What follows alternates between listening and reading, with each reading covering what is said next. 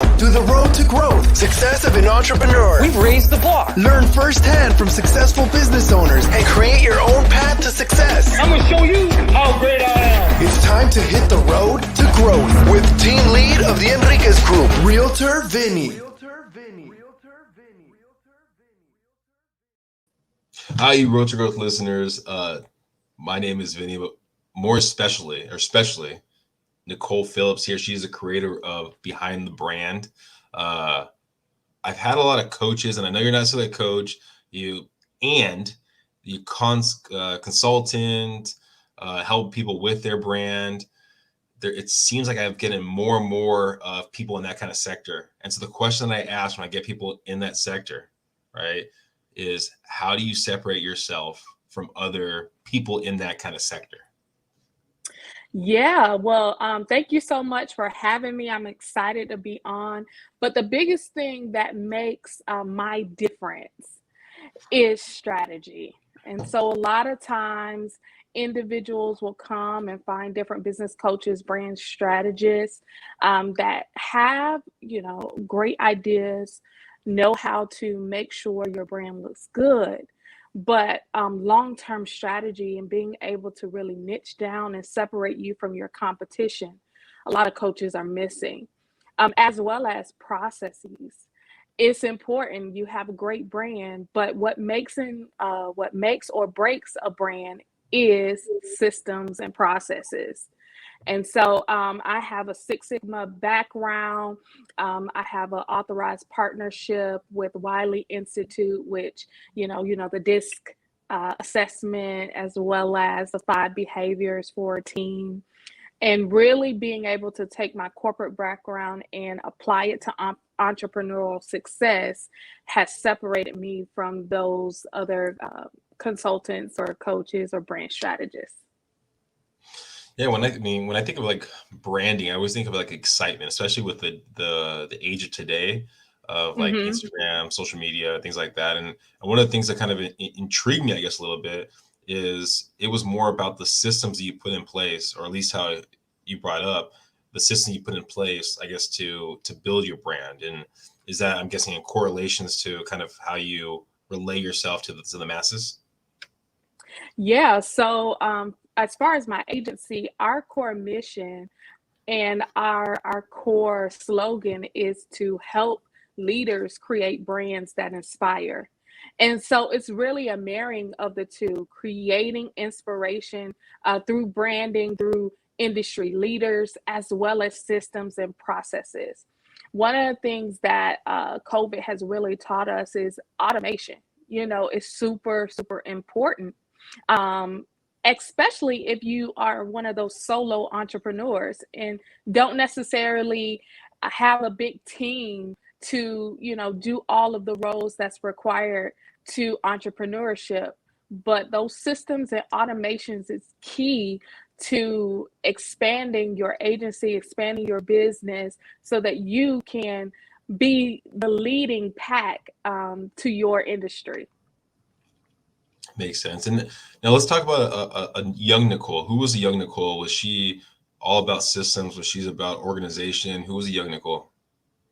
No, see, the young Nicole was a young lady who would line her teddy bears up, and teach to them and present to them. I remember my sister always telling me this story. I would, I don't know if you remember camcorders, right? So we would have to put the tape in, open that slide, and I would record myself teaching my teddy bears. And really that stemmed from a desire to help, a passion to see others win and learn and become their best selves. And so through my journey, through entrepreneurship, I just help people in branding and business to really establish their core passions. That's where I really get excited. Now, we talked a little before Mike, and when I get people on the podcast, kind of do a little research, and I know it sounds like, one of the big things you had to go through at a young age was dealing with your mother when I think she had a stroke, correct? Yeah. See, my mother was a big inspiration to me in business. I remember her getting all of her documents from the state of Florida when establishing her own business and going through those paperworks and having me by her side. And so when I was in college, February, she had a massive stroke. And just in one moment, I remember being in economics class at the University of South Florida and, someone calling me. She actually worked for hospice as a volunteer coordinator. And someone calling me and saying, "Hey, your mom's been rushed to the hospital." And that was a day that literally shifted my life because as a college student, I became a caregiver and a power of attorney of my mother at such a young age. And we had younger siblings that was in high school. So partnering with my sister, we helped to raise them, to get them off to college. And I was still a college student myself. And so that really pushed me into creating my own business because I knew if I wanted to gain wealth, it would not necessarily be working as an employee. Hmm. Well, so your mom, you said she built her own business or started her own business? Yes. So her business was called Steadfast Life. And so while she still worked corporately, she would do other professional services for faith-based organizations and other small businesses. And so that's really where I learned to start and create something of your own. Now she has a stroke. Is she still able to Yes. work after that? No. So she was fully in disabled, her left side, no longer functioning. She has a feeding tube. We really had to facilitate long-term care for her. And so my goal was to not allow her to live her whole life in a long-term care facility, but really transition her home. And as you know, healthcare can really, get expensive. And so that was the drive behind creating this business. So yeah, she had a massive stroke and, unable to walk, unable to really talk, but she can still recognize, her family and her daughters and communicate with little signs and things like that. Now, at this time, you're in college, right? Yes. Okay. So she doesn't have the money or doesn't have the ability to fend for herself. So does that mean that you have to take on more work to help her out, or what happens there? Yes. So I've always had a drive. So during this time, I was a part of an organization called Inroads, which hires um, college students into corporate entities. And so I was working part-time for a paid internship.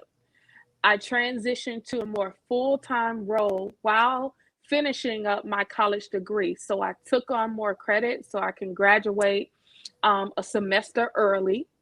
And then I took on a full-time role in a pharmaceutical company, which later hired me after graduation full time.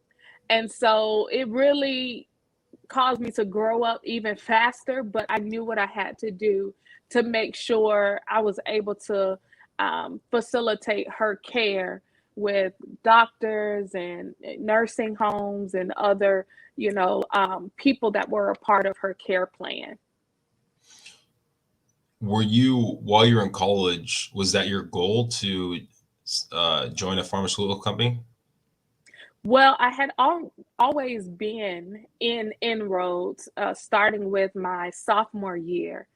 And so I was just a part time intern, but it became more important Hmm. to look at my corporate career and, and look at the hours that I was spending in my schooling as well as my corporate career.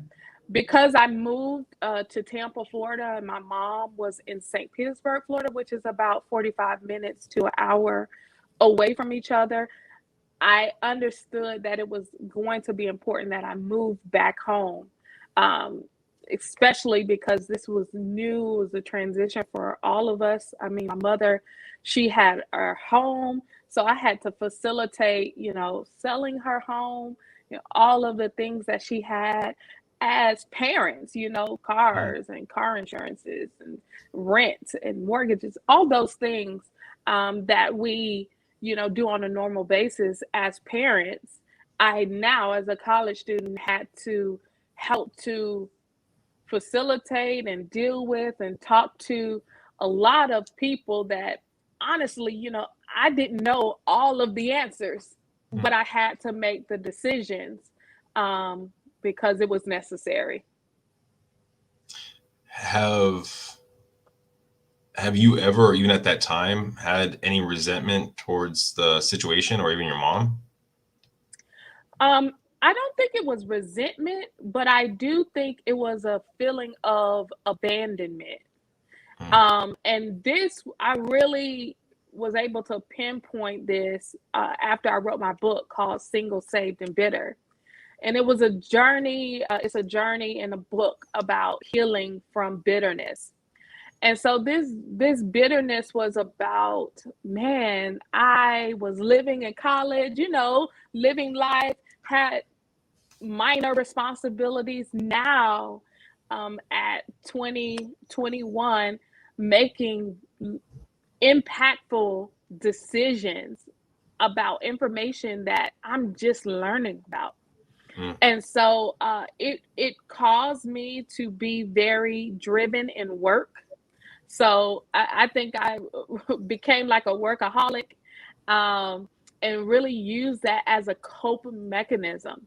And then later in life, looking at relationships and, not wanting to have those relationships broken, there was a sense of abandonment because it was a traumatic situation that I didn't see coming.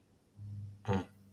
Now, so you're working the corporate gig, Yeah. the pharmaceutical company.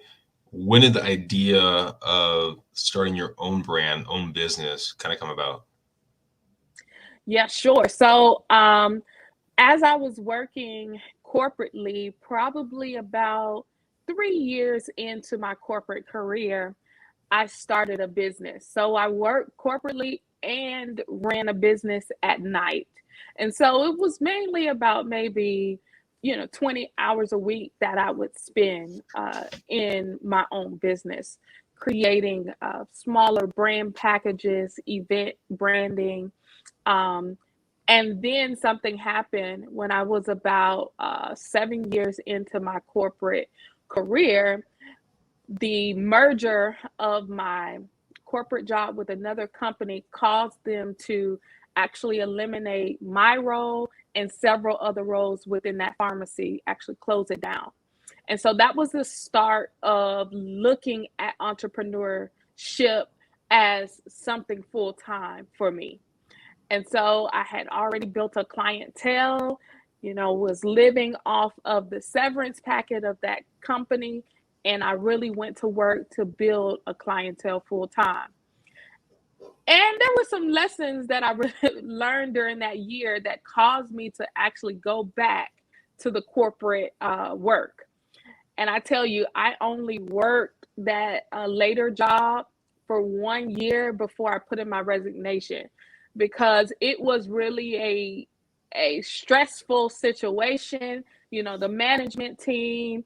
I also had to run a team, so the stresses of building people and meeting um, goals and results really pushed me to take a hard look at what do I really want to do? What's my passion?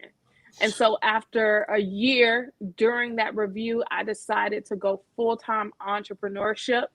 And it has been 5 years now since I put in my resignation in the corporate world.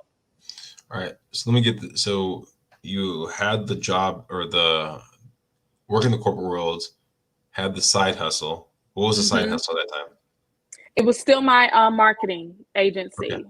Yep. It So was I was marketing. doing just small things, graphics, branding, small social media things. Okay. So you have that at the nighttime, a side gig, then you get Yes. let go, right? In the hmm corporate world. Yes. and it pushed you to go full time now into the marketing. Yes. Do you think you would have made the plunge full time into the marketing business at that point in time if you didn't get let go? No. No, because I was very comfortable. My 2 weeks, I was a manager. So, making almost six figures there, still having my time to be on vacation and travel, as well as I had a small baby. So, health insurance was kind of very important to me as well. And that's all I knew. And so it created this sense of security until I lost my job and I realized that no corporate role is really secure. So you're building your brand. Is it word of mouth at this time? For your Yes, marketing? just word of mouth. Okay. Hmm. And how are you coming together on your pricing at that time? Do you remember? Yeah, it was really low. I tell you, Okay. because it wasn't really something that I was doing to create a living. And so at that time, it was friends and family saying, "Hey, I need this branding packet for an event I have going on." And because I was still learning, not necessarily being mentored in building a brand agency, I would just really lowball myself. But it was really a lesson on how to build from the bottom to where I am now. Now you get the opportunity to go back in the corporate world, Yes. right, for a year. Now, in that year period of time afterward, because you brought the word mentor, you didn't have a mentor when you first started. Did you get a Yeah. mentor later on, or when did that happen?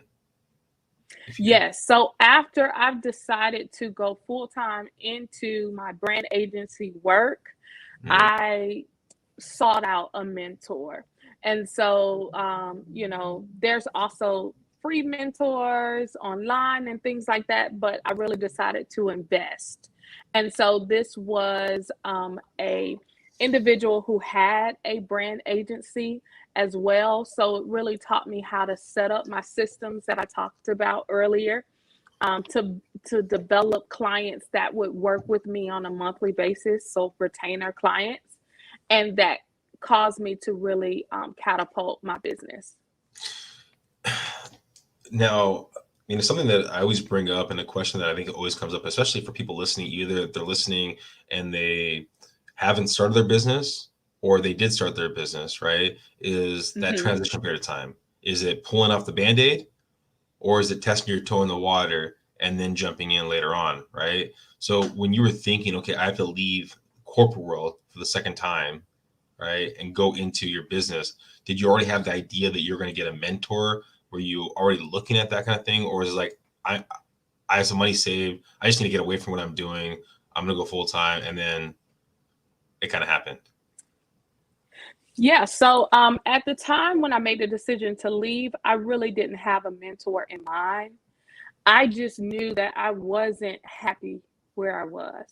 Mm, The stress that came along with that role. And what really I think was a tipping point is it was around review time.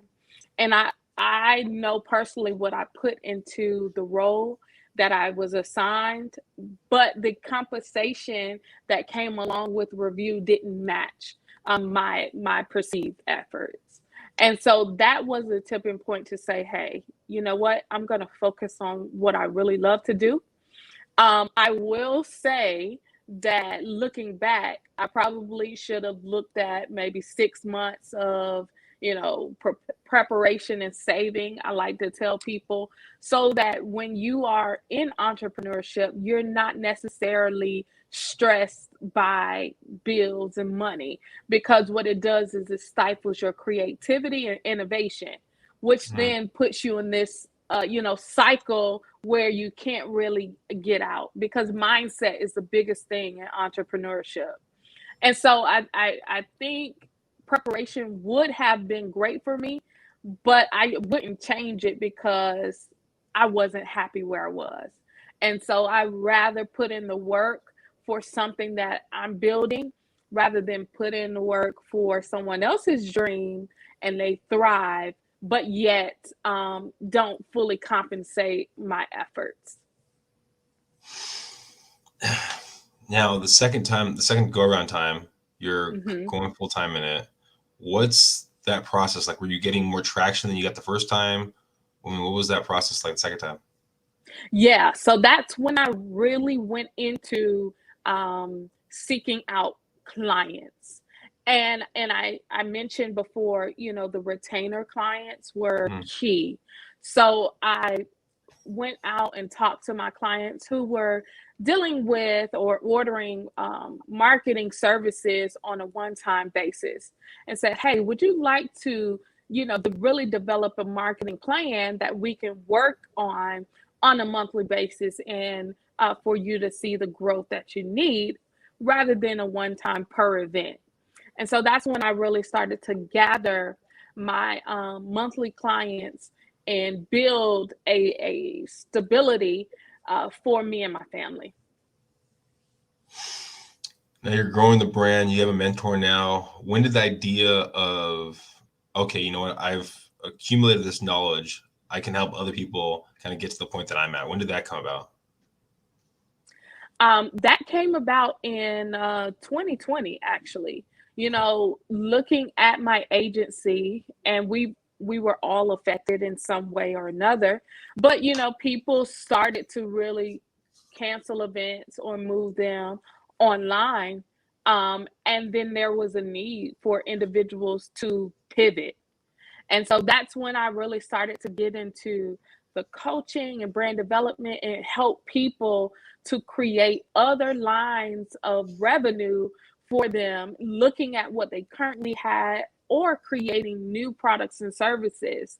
And so that's when I really got the idea, okay, hey, I need to add this particular service to individuals because I've done it for myself. And growing your brand, growing your business. I mean, where do you see the biggest hurdles that you've kind of had to kind of work through to kind of building this? The biggest hurdles is mindset and consistency.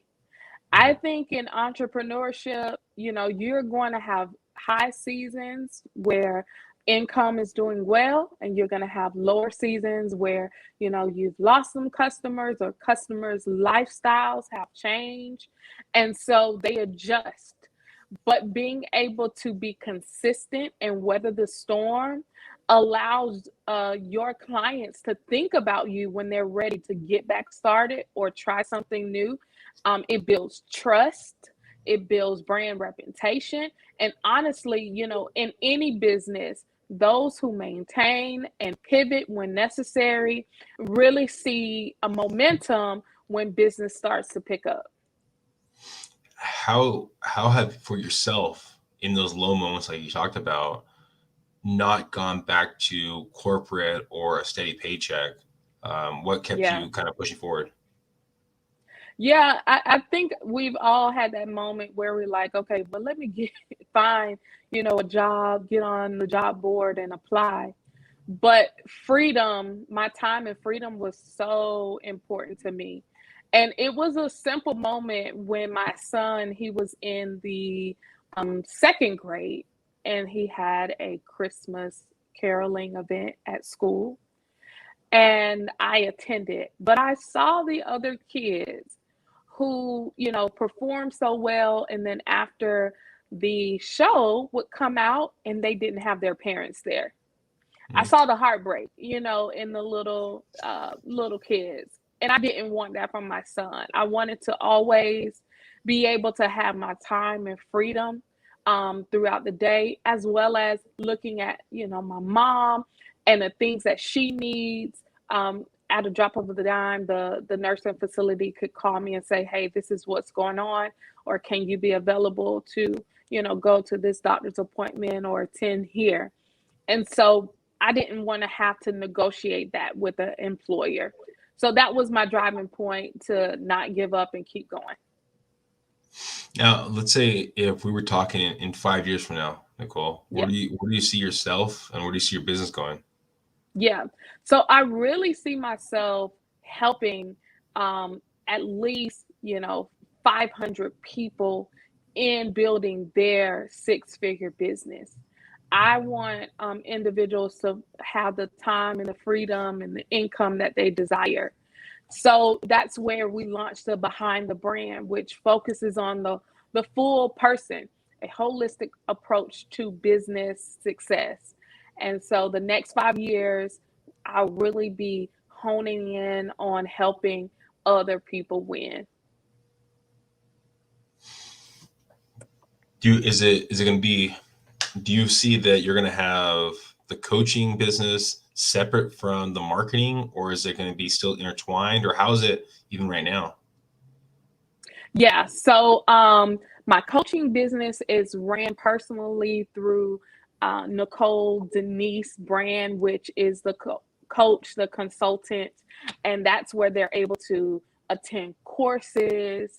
And then our marketing agency is there as a support, because once we determine, that a person needs a marketing plan, or a person needs to gain on social media, whatever the strategy is to grow that business for them, I do refer them to my agency to execute on that plan we develop. But sometimes they already have a marketing plan, they already have a graphic designer or website designer that they work with currently. So we just work straight on strategy, processes, and development, and refer that to their team to execute. If someone was in college now, or maybe yourself, right? And I mean, if, let's say hypothetically your mom didn't have the stroke, right, where you didn't have the worry in the world, right? Do you think it's better for someone to jump into the corporate world from college, or look to start their own business from college? Have you ever thought about that? What would have been a better route, or a better route for people? Yes. One of the things that we had at the University of South Florida was a refund check. I don't know if you guys ever had that, where, you had grants or loans, Yeah. and during that semester, it would pay for all your books and your classes. But if you had additional monies there, the university would give you a refund check.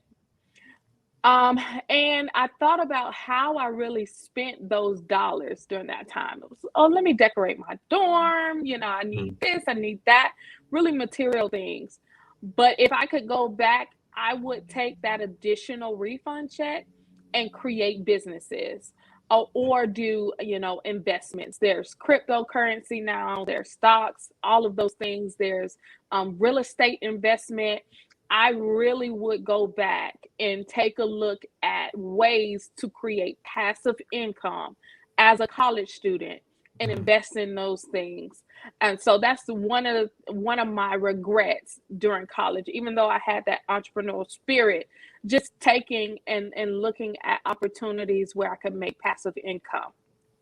Well, I mean, it's surprising. I mean, in college, and it's we all grow at a quicker pace than others, or go slower pace than others, right? However it might be. But I think the Hmm. stat that I remember is, if you go from high school to college, you only remember 20% of what you retain, 20% of what you actually take in. Because I mean, it's more about learning, of adapting with people, Yeah. partying, and things like that. But if you go to actually corporate world, or get a job and then go back to college, the percentage goes up fairly drastically. I mean, so if the Hmm. things you knew now, if Yeah. you could tell yourself back then, it would probably make a world of difference. Maybe you'd be early investor in Bitcoin or one of those I cryptocurrencies. definitely would, and I would be a millionaire. I definitely would. Well, I appreciate you, Nicole, for being here. I appreciate your honesty and transparency. If anyone's listening right now and they're looking to grow their brand, their online presence, or even put together a strategy of how they should do it, what's the best way of them reaching out to you or connecting with you?